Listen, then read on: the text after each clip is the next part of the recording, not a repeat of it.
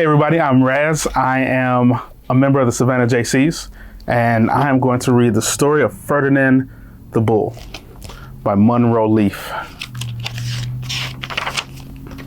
Once upon a time in Spain,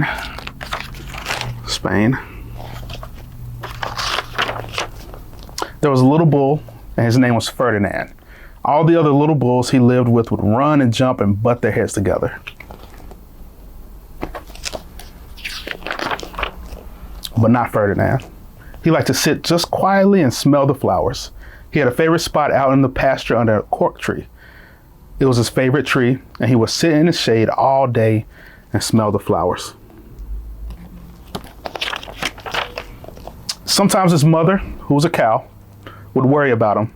She was afraid he would be lonesome all by himself. "Why don't you run and play with the other little bulls and skip and butt your head?" she would say. But Ferdinand would shake his head. "I like it better here where I can just sit quietly and smell the flowers." His mother saw that he was not lonesome, and because she was an understanding mother, even though she was a cow, she let him just sit there and be happy. As the years went by, Ferdinand grew and grew until he was big and strong. All the other bulls who had grown up with him in the same pasture would fight each other all day. They would butt each other and stick each other with their horns. What they wanted most of all was to be picked to fight at the bullfights in Madrid.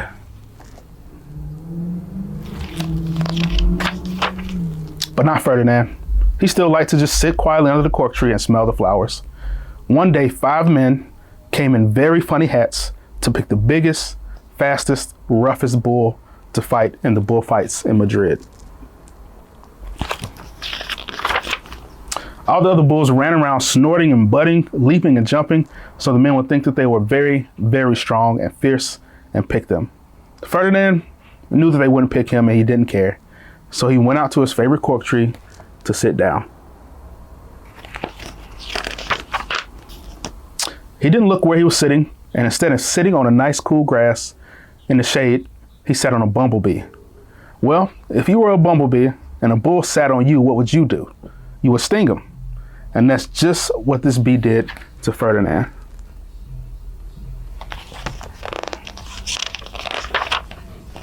Wow, did it hurt. Ferdinand jumped up with a snort. He ran around puffing and snorting, butting and pawing the ground as if he were crazy. The 5 men saw him and they all shouted with joy. Here was the largest and fiercest bull of all. Just the one for the bullfights in Madrid. So they took him away for the bullfight day in a cart. What a day it was. Flags were flying, bands were playing, and all the lovely ladies had flowers in their hair.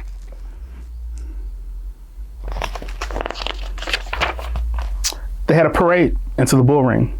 First came the banderillos, I know I said that wrong, with long sharp pins with ribbons on them to stick in the bull and make him mad. Next came the picadores, who rode skinny horses, and they had long spears to stick in the bull and make him madder.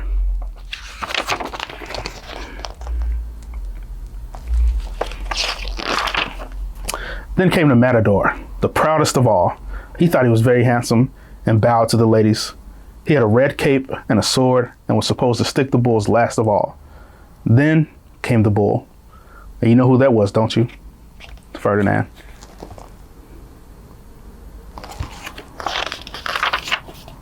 They called him Ferdinand the Fierce, and all the banderillos were afraid of him, and the picadores were afraid of him, and the matador was scared stiff. Ferdinand ran to the middle of the ring, and everyone shouted and clapped because they thought he was going to fight fiercely and butt and snort and stick his horns around.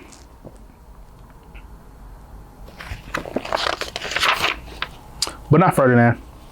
When he got to the middle of the ring, he saw the flowers in all the lovely ladies' hair and just sat down quietly and smelled. He wouldn't fight and be fierce no matter what they did. He just sat and smelled. And the banderillos were mad and the picadores were madder, and the matador was so mad he cried because he couldn't show off with his red cape and sword. So they had to take Ferdinand home.